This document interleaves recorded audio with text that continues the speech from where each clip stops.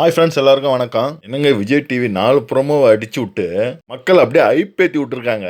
வாரம் இவங்க 4 பேரும் சேர்ந்து சும்மா வச்சு செய்வாங்க எல்லா கண்டஸ்டன்ட்டையும் அப்படின்னு எதிர்பார்க்குறாங்க மக்கள். அங்கதான் பெரிய ஏமாற்றம் அடைய போறாங்க மக்கள் எல்லாரும். இவங்க 4 பேர் ஓப்பனிங் நல்லா தான் இருக்கும். அதை கொஞ்சம் கொஞ்சம் ப்ரோமோல பார்த்துட்டு ஆஹா ஓஹோ வச்சு கிழிக்க போறாங்க அப்படின்னு நம்ம நினைப்போம். நாளைக்கு தெரியும் எல்லாருடைய ஒரிஜினாலிட்டியும். இவங்க யாருக்கிட்ட போய் செட்டில் ஆகுறாங்கன்னு பார்ப்போம். கனியோட அன்பு குரூப்ல போய் இவங்க எல்லாரும் ஐக்கியமாக போறாங்க. இவங்க எல்லாரும் இப்பதானே உள்ள வந்திருக்காங்க. இவங்க எல்லாம் அட்வைஸ் சொல்லும் போது நல்லா தான் இருக்கும். அதை ஃபாலோ பண்ணும்போது தான் இவங்களுக்கு என்னென்ன பிரச்சனை வருதுன்னு இவங்களும் எப்படி கத்துறாங்கன்னு நம்ம பார்க்க தான் போறோம். வைல்டு கார்டு கண்டஸ்டன்ட் கிட்ட நல்லா வசமா மாட்டிக்கிட்டாங்க உள்ள இருக்கிறவங்க அப்படின்னு நம்ம நினைக்கிறோம். ஆனா மாட்டினது பாத்தீங்கன்னா வைல்டு கார்டு கண்டஸ்டன்ட் தான். பாருக்கிட்டையும் திவாருக்கிட்டையும் நல்லா மாட்டிக்கிட்டு முழிக்க போறாங்க. பாரு பண்ற அட்ராசிட்டிக்கு வைல்டு கார்டு எப்படி ரியாக்ட் பண்றாங்கன்னு வரும் வாரம் நம்ம கண்டிப்பா பார்க்க தான் போறோம். இதுல பாத்தீங்கன்னா சாண்ட்ரா வந்து நல்லா புரிஞ்சு வச்சுக்கிறாங்க. யார் அடிச்சா நம்ம வந்து பாப்புலர் ஆகும் அப்படின்னு. ஆமாங்க, டைரக்டா பார்வதி கிட்ட போய் மோதனா பார்வதி அடக்கிட்டா அந்த வீட்டுல நாம தாங்க கிங்கு அப்படின்ற எண்ணத்துல மன்னவாரின்னு போறாங்க நம்ம சாண்ட்ரா. பாரு அடிக்கிற அடியில சாண்ட்ராவும் சரி பிரஜனும் சரி சும்மா தெரிச்சு ஓட போறாங்க. ஃபர்ஸ்ட் ப்ரோமோல பாத்தீங்கன்னா ஸ்டண்டாய் நிக்கிற மாதிரி நிப்பாங்க பார்வதி.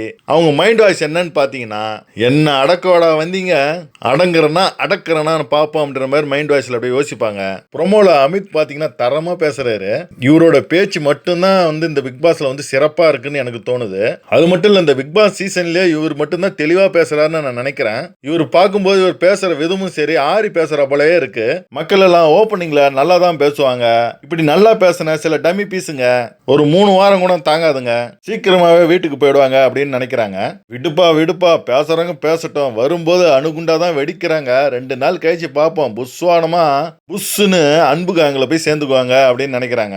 வைல்ட் கார்டு கண்டஸ்டன்ட் எல்லாம் கேம் சேஞ்சரா அந்த வீட்டு உள்ள வந்திருக்காங்க.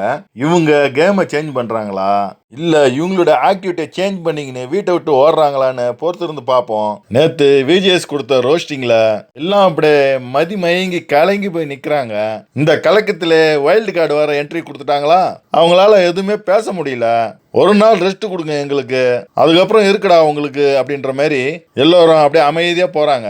இந்த வைல்டு கார்டு கண்டஸ்டன்ட் 4 பேரும் ஆரம்பத்துல இப்ப வந்து கேள்வி கேட்கற மாதிரி நேருக்கு நேரா கேள்வி கேட்டு அவங்களுடைய தப்பை சுட்டி காட்டி இப்ப பேசிட்டு இருக்கா போல கண்டினியூஸா இப்படியே இருந்தாங்கன்னா கண்டிப்பா பிக் பாஸ் பாக்குறதுக்கு நல்லா இருக்கும்.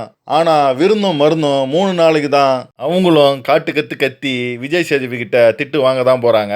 மக்கள் எல்லாரும் அமித் பேசின பேச்சுக்கு அமித்துக்கு பில்டிங் ஸ்ட்ராங்கு பட் மைண்ட் வீக்குன்னு அமித் பாத்தீங்கன்னா நல்லா அழுதுட்டு வீட்டை விட்டு வெளியே போறாரு.